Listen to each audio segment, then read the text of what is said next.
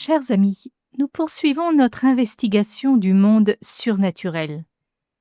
Après nous être intéressés aux anges, nous nous tournons depuis quelques émissions vers les démons. Il est vrai que la démonologie n'est pas la partie la plus intéressante de la théologie. Mais nous ne pouvons pas en faire abstraction, dans la mesure où Saint Jean nous dit que c'est pour détruire les œuvres du diable que le Fils de Dieu s'est manifesté. Si c'est pour détruire les œuvres du diable que le Verbe s'est incarné, alors nous comprenons qu'il y a là un combat spirituel qui est comme la toile de fond de toute l'économie du salut, et même de tout ce qui est depuis le commencement jusqu'à la fin des temps. Nous avions vu les dernières fois que ce combat trouve son origine avant même la création de l'homme et de la femme, puisqu'il remonte à la révolte de certains anges contre Dieu, ces anges ayant voulu devenir semblables à Dieu par leur propre force, sans dépendre de Dieu précisément et de sa grâce pour parvenir à la béatitude. C'était un péché d'orgueil, pétri d'égoïsme et d'indépendance. Nous avons une description éloquente dans la prophétie d'Isaïe de ce péché de Lucifer, au chapitre 14. « J'escaladerai les cieux, au-dessus des étoiles de Dieu, j'élèverai mon trône. Je monterai au sommet des nuages, je m'égalerai au Très-Haut, je serai l'égal de Dieu. » Jacques Maritain, pour montrer qu'il s'agit bien d'un péché et non d'une simple erreur d'appréciation de la part de l'ange, écrit « Il se trompe de route en choisissant en pleine connaissance de cause la route qu'il sait mauvaise. Bref, rien ne l'a trompé. Il a fait ce qu'il a voulu, va où il a voulu, a ce qu'il a voulu. » Oui, on peut dire que Lucifer s'est laissé éblouir par sa propre beauté, et il est entré dans l'ivresse de l'orgueil qu'il a perdu. Anne Bernet, historienne, décrit bien cette bascule dans les ténèbres de cet ange porteur de lumière. À l'instant de son péché, Lucifer ne se pense plus par rapport à Dieu, dit-elle. Il se pense par rapport à lui-même. Il n'a jamais vu Dieu, et voilà qu'il se voit lui, et il s'éblouit. Et il se complaît dans cet éblouissement mensonger et trompeur. Son cœur s'énorgueillit de sa beauté. L'amour qui le brûlait se détourne de son objet et de sa source, c'est-à-dire Dieu. Le brasier s'étouffe en son esprit sans qu'il y prenne garde, absorbé qu'il est dans la découverte de sa propre splendeur. Se détourner de ce mirage, il le peut encore. Il ne le veut pas. Il sait qu'il va commettre une erreur monstrueuse, mais cette erreur le séduit, lui semble plus belle que la vérité. Obstiné, le beau Lucifer se regarde. Il s'aime. Dieu, lointain, caché, va être perdu pour lui. Il le sait. Cela ne le soucie plus. Qu'a-t-il besoin de Dieu? Il peut s'en passer. La béatitude? Mais la béatitude n'est pas en Dieu. Elle est en lui-même. » Fin de citation. Et c'est ainsi que cet ange tout entier lumineux, se détournant de Dieu, sombre dans les ténèbres, devient lui-même ténèbres. Il n'a pas su soumettre son intelligence à la sagesse de Dieu. Il a refusé l'acte de foi, de confiance et d'abandon à Dieu, qui lui aurait ouvert les portes de la béatitude éternelle. Dans sa chute, Lucifer a entraîné de nombreux anges partageant sa rébellion.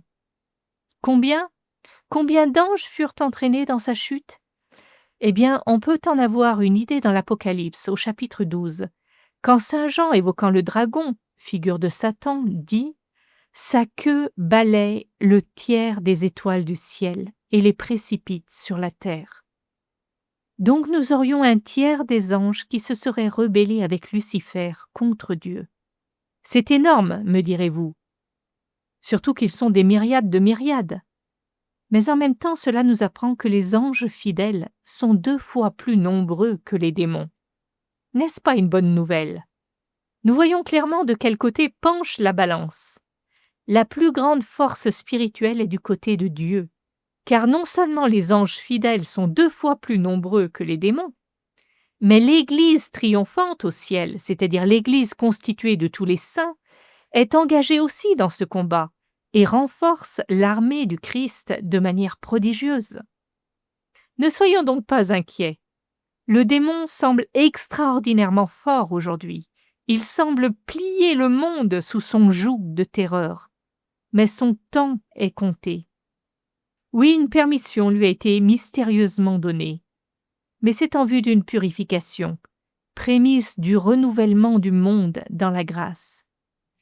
Vous savez, j'aime beaucoup cette parole du prophète Élisée à son serviteur. Celui-ci est complètement effrayé en voyant la ville de Dothan encerclée par les armées ennemies du roi d'Aram, encerclée par une multitude de chars et de chevaux prêts à envahir la ville. Et Élisée lui dit donc, « N'aie pas peur, car il y en a plus avec nous qu'avec eux. » Et Élisée prie alors le Seigneur ainsi, « Seigneur, daigne ouvrir ses yeux pour qu'il voie. » Et le Seigneur ouvrit les yeux du serviteur et il vit. Voilà que la montagne était couverte de chevaux et de chars de feu autour d'Élisée. Dieu a donc ouvert les yeux spirituels du serviteur pour lui montrer que l'armée céleste et tous ses anges étaient là pour combattre les armées terrestres du roi d'Aram. Et de fait, les soldats du roi d'Aram furent frappés de berlus et s'égarèrent. La victoire fut donc complète pour Israël. Mes amis, souvenons-nous toujours de cette grande vérité. Il y en a plus avec nous qu'avec eux. L'armée céleste qui est avec nous, à nos côtés, quoique invisiblement, est bien plus puissante que l'armée démoniaque, dont on ne cesse de voir les effets sur la terre. Et puis souvenons-nous du fait que les démons obéissent à Dieu. Nous l'avons vu dans l'épisode du Gérasénien, qui était infesté d'une légion de démons. Quand Jésus leur enjoignit de partir, ceux-ci demandèrent à Jésus qu'il leur permît d'aller dans les ports. Et Jésus leur permit. Ce qui nous montre bien que les démons n'agissent que par permission divine. Ils ne sont pas tout-puissants. Cependant, dans ce temps de combat que nous vivons, force nous est de constater que les démons ne sont pas encore neutralisés en enfer. Pour preuve, l'Église demande que les démons soient repoussés en enfer. Donc ils ne cessent pas d'attaquer les hommes. Satan rôde dans le monde pour perdre les âmes, comme il nous est dit dans la prière à Saint Michel Archange. Mais on peut se demander, pourquoi veulent-ils la damnation des créatures humaines? En fait, Satan veut détourner l'homme de Dieu, parce qu'il est Dieu et qu'il est l'homme, du verbe haïr. Et derrière cette haine se cache l'envie et la jalousie. Saint Thomas d'Aquin évoque cette haine du diable et nous dit en effet, la fin du diable, au sens de la finalité, c'est que la créature rationnelle se détourne de Dieu. C'est pourquoi, dès le commencement, il chercha à détourner l'homme de l'obéissance aux préceptes divins. Et l'aversion de Dieu a raison de fin, de finalité, quand elle est désirée par le libre arbitre. Selon Jérémie au chapitre 2, verset 20, « Depuis longtemps tu as brisé le joug, tu as rompu tes liens, et tu as dit « Je ne servirai pas ». Non serviam.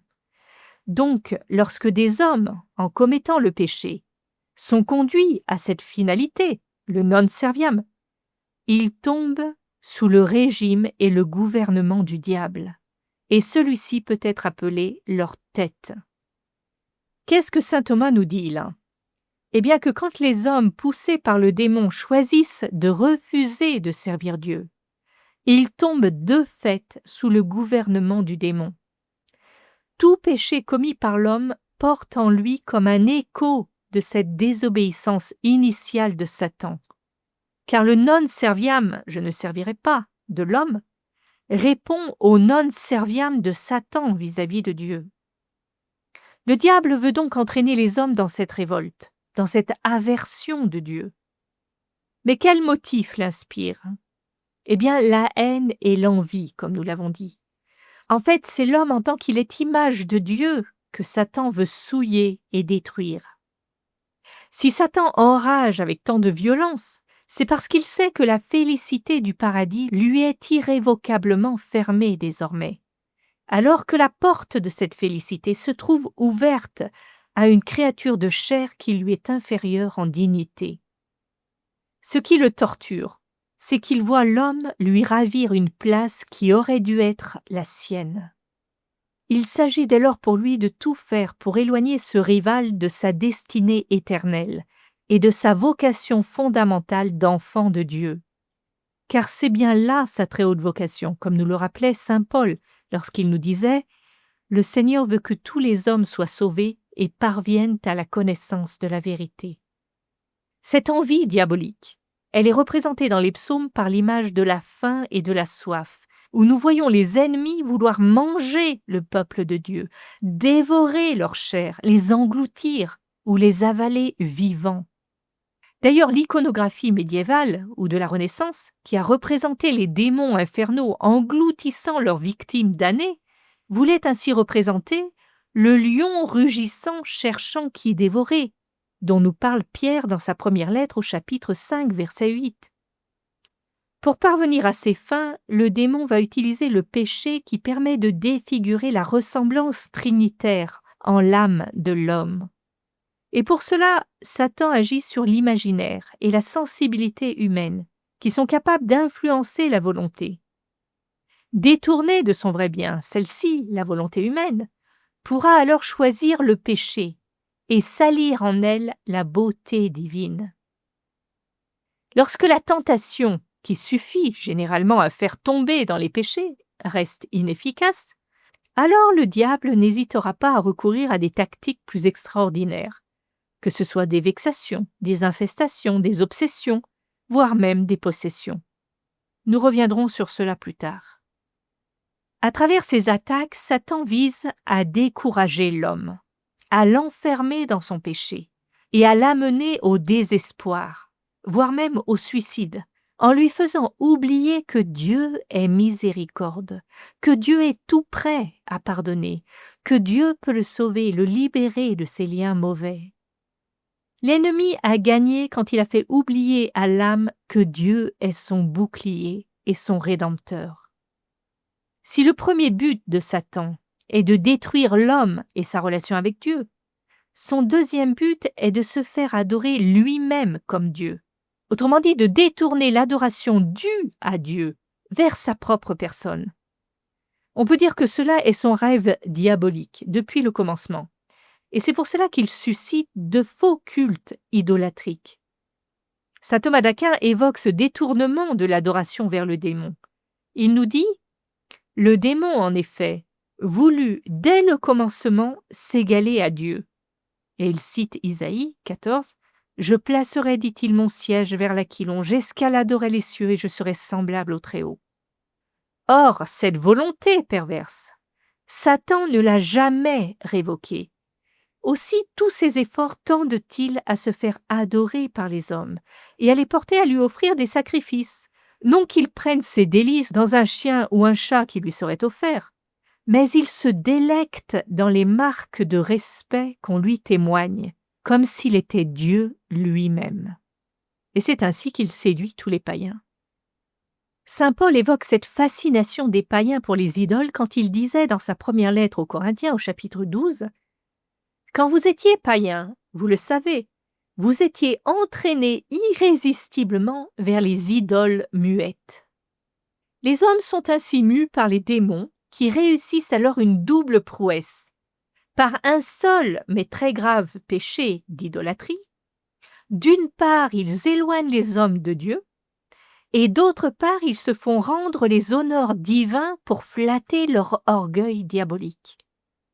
C'est une manière pour le démon de dresser son étendard contre celui de Dieu et d'opposer sa cité à celle du Créateur. Saint Augustin a évoqué ces deux cités dans son livre La Cité de Dieu. Je le cite. « Deux amours ont donc bâti deux cités. L'amour de soi jusqu'au mépris de Dieu, la cité terrestre, l'amour de Dieu jusqu'au mépris de soi, la cité céleste. » Les démons, par le péché d'idolâtrie, usurpent donc la ressemblance du pouvoir divin. Ils trouvent une joie perverse à induire leurs victimes au péché, ou bien à singer Dieu. Mais paradoxalement, là est aussi le châtiment du diable. Pourquoi ? parce que lors même qu'il lui est permis d'assouvir sa haine contre les hommes, le démon se sent encore châtié, car il se sait irrémédiablement soumis à la divine et bienfaisante providence. Autrement dit, il sait que le mal qu'il fait n'est pas étranger au gouvernement providentiel de Dieu, et que Dieu a pouvoir de retourner ce mal contre lui, le diable, et d'en faire un instrument de purification et donc de salut pour les hommes. Le démon est donc humilié jusqu'au bout. C'est là son châtiment. Cependant, l'ennemi pense quand même avoir des droits sur l'homme à cause de leur péché. En fait, ils sont nombreux les pères de l'Église ayant affirmé que tout péché conférait au démon un droit sur nous, depuis le péché originel. Le démon aurait ainsi acquis un droit de propriété sur les âmes. Saint Irénée, Saint Cyril d'Alexandrie, Saint Jean Chrysostome et Origène pensent ainsi que l'âme créée libre par Dieu est réduite en servitude à cause de son péché. Elle abandonne, pour ainsi dire, au démon sa très haute noblesse et sa vocation à l'immortalité. Saint Grégoire de Nice ira plus loin encore, affirmant que tous les pécheurs se sont vendus eux-mêmes au diable. Plus tard, saint Augustin parlera aussi d'un droit que le démon acquiert par le péché. Je le cite. « Cette blessure, portée au genre humain par Satan, donne sur tous les enfants droit au démon, comme le jardinier a droit sur le fruit de son arbre. » Cependant, saint Augustin précisera, à la suite de saint Irénée, que ce pouvoir du démon n'était pas un droit légitime, mais plutôt arraché par le mensonge. Et de fait, son empire sera brisé par la rédemption opérée par le Christ, qui nous réconcilie ainsi avec Dieu. Le plus fort, c'est-à-dire le Christ, reprend son bien au fort, c'est-à-dire le diable. Cependant, quand nous disons que le Christ a versé son sang pour notre rachat, cela ne veut pas dire que le Christ a offert son sang au démon pour notre rachat, mais bien à Dieu, en réparation de la faute vis-à-vis de Dieu, de l'offense faite à Dieu, offense qu'il était nécessaire de réparer en justice. Donc, à proprement parler, le démon n'a en justice aucun droit. Cependant, il a un pouvoir sur l'homme, dans la mesure où il garde l'homme sous son esclavage de manière injuste. Mais Dieu, dans sa grande miséricorde, utilise le démon comme un exécuteur de châtiment. Autrement dit, il fait concourir le mal commis par le démon en une occasion pour l'homme de satisfaire à la justice divine, et donc d'être libéré et d'obtenir le salut.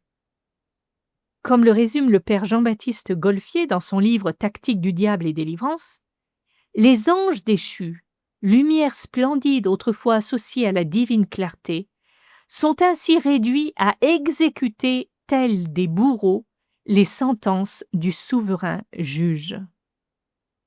Cette idée selon laquelle les démons ne seraient que les mercenaires de Dieu, nous la trouvons déjà dans la pensée de saint Augustin. En effet, pour saint Augustin, toute la création corporelle est gouvernée par Dieu au moyen des anges. Mais ce régime de médiation vaut aussi pour les démons, intégrés dès lors par Dieu dans le dessein de sa providence bienveillante pour les hommes. Ainsi, nous pouvons retenir avec attention ces paroles de saint Augustin et les garder dans notre cœur, car elles sont fondamentales. Je le cite. « Dieu Tout-Puissant, puisqu'il est souverainement bon, ne laisserait jamais un mal quelconque exister dans ses œuvres s'il n'était assez puissant et bon pour faire sortir le bien du mal lui-même. Sa bonté ne permettrait pas le mal si, du mal même, sa toute-puissance n'était capable de tirer du bien. » Ce principe fondamental, nous le trouvons chez saint Augustin, nous le trouvons aussi chez saint Thomas d'Aquin. Et il doit être le fondement de toute réflexion sur la démonologie, afin de ne pas donner au démon une puissance qui le soustrairait à la toute-puissance de Dieu. N'oublions jamais que l'empire de Dieu s'étend à toutes ses créatures, y compris aux créatures rebelles que sont les démons. Cela nous évitera des peurs et des angoisses inutiles concernant ces anges déchus. Saint Thomas d'Aquin, reprenant la pensée de saint Augustin, affirme dans sa Somme théologique : Saint Augustin dit « Dieu est si puissant qu'il peut faire sortir le bien du mal », de sorte que beaucoup de biens seraient supprimés si Dieu ne permettait que se produise aucun mal. Le feu ne brûlerait pas si l'air n'était pas détruit. La vie du lion ne serait pas assurée si l'âne ne pouvait être tué. Et on ne ferait l'éloge ni de la justice qui punit, ni de la patience qui souffre, s'il n'y avait pas l'iniquité, autrement dit l'iniquité d'un persécuteur. Et oui, dans l'histoire de l'Église, nous pouvons voir une multitude d'exemples où le mal qui semblait dominer a été finalement vaincu, et où, de ce mal, des biens supérieurs sont sortis. Ainsi en est-il de toutes les hérésies dans l'Église, qui ont forcé les évêques et les papes à approfondir la doctrine, à lui donner une plus grande clarté. Ainsi en est-il aussi des persécutions terribles des premiers siècles, qui ont fait surgir les athlètes de Dieu, les soldats du Christ, ces martyrs des premiers siècles qui sont la couronne et le joyau de l'Église, et qui ont permis une si grande fécondité du christianisme dans le monde, puisque, comme le disait Tertullien, le sang des martyrs est semence de chrétiens. Ce retournement de situation, nous le voyons dans le livre de l'Apocalypse, où il est annoncé qu'à la fin des temps, Satan sera vraiment le maître du monde, à travers les deux bêtes, celle qui monte de la terre et celle qui monte de la mer, autrement dit l'Antichrist et le faux prophète, qui submergeront les nations par séduction et puissance diabolique. Il est bien annoncé que le peuple des saints, c'est-à-dire les chrétiens, sera écrasé, mis à mort dans une persécution inimaginable. Et le Christ nous dit que là se vérifiera précisément la constance des saints, la constance de ceux qui gardent les commandements de Dieu et la foi en Jésus. Ce sera pour eux l'occasion de manifester leur fidélité au Christ, leur amour de Dieu dans la persévérance, dans la foi et dans l'espérance. Ils seront alors les vrais témoins, ceux qui rendront témoignage au Christ par leur sang, après avoir rendu témoignage par leurs paroles. Autrement dit, la persécution sera l'occasion pour eux de glorifier Dieu de la même manière que le Seigneur avait dit à saint Paul « Tu me rendras témoignage devant les nations ». Dans cette persécution finale, il nous est dit que les saints, les chrétiens fidèles, seront ceux qui auront vaincu, qui auront remporté la victoire par le sang de l'agneau et par la parole dont ils auront été témoins, car ils auront méprisé leur vie jusqu'à mourir. Et dans ce sacrifice de leur vie, ils auront reçu la grâce de la configuration au Christ, lui qui est le témoin fidèle et véridique. Alors ils seront couronnés de gloire et d'honneur, ayant lavé leurs robes et les ayant blanchis dans le sang de l'agneau. Et alors, comme il nous est dit encore au chapitre 7 de l'Apocalypse, l'agneau qui se tient au milieu du trône sera leur pasteur et les conduira aux sources des eaux de la vie.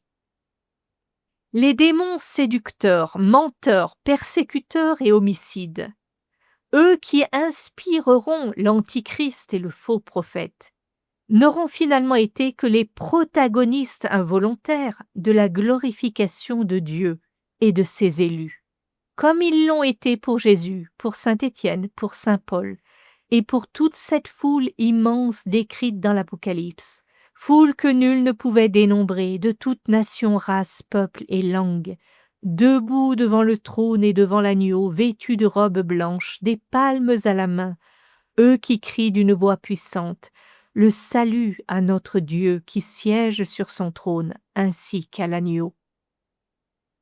Georges Bernanos, à la fin de son journal d'un curé de campagne, le terminait en reprenant les mots de sainte Thérèse de l'Enfant Jésus. « Tout est grâce ». Oui, et cela nous enlève le poids à porter de l'injustice. Si nous pensons que les démons sont victorieux dans leur persécution contre nous, alors nous garderons de l'amertume dans notre cœur. Nous ne serons pas en paix. Nous n'aurons pas compris ce que le Seigneur Jésus disait à Pilate, qui se targuait de pouvoir le soustraire ou le livrer à la vindicte des Juifs. « Tu n'aurais aucun pouvoir sur moi, si cela ne t'avait été donné d'en haut, » lui dit Jésus.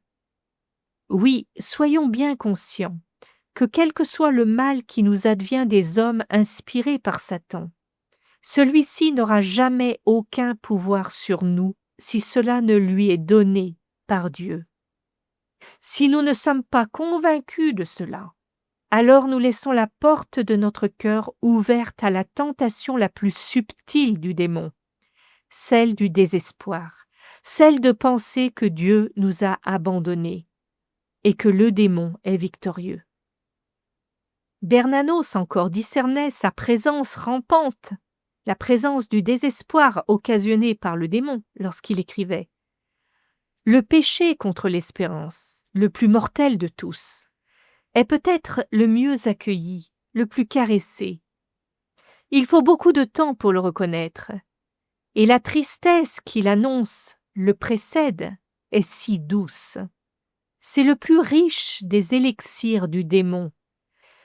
Bernanos démasque bien là la désespérance secrète, celle qui peut survenir quand nous croyons, croyance fausse mais croyance, que le mal pourrait avoir le dernier mot dans nos vies ou dans la vie de ce monde. Mais quelle paix, et j'oserais même dire quelle joie dans notre cœur, au contraire, lorsque nous comprenons dans une vision de foi que la divine providence de Dieu se sert de tout, y compris des méchancetés du diable, pour nous préparer aux noces éternelles. Nous redevenons alors libres, puisque nous pouvons faire de toute injustice subie une offrande à Dieu, une occasion de glorifier Dieu et de lui redire notre amour. J'aime beaucoup ce passage final du journal d'un curé de campagne, passage que je vous laisse en conclusion, où notre bon curé note à la fin de sa vie. Même sur la croix, accomplissant dans l'angoisse la perfection de sa sainte humanité, notre Seigneur ne s'affirme pas victime de l'injustice, puisqu'il dit « Ils ne savent pas ce qu'ils font ». Paroles intelligibles aux plus petits enfants, paroles qu'on voudrait dire enfantines, mais que les démons doivent se répéter depuis sans les comprendre avec une croissante épouvante. Alors qu'ils attendaient la foudre, c'est comme une main innocente qui ferme sur eux le puits de l'abîme.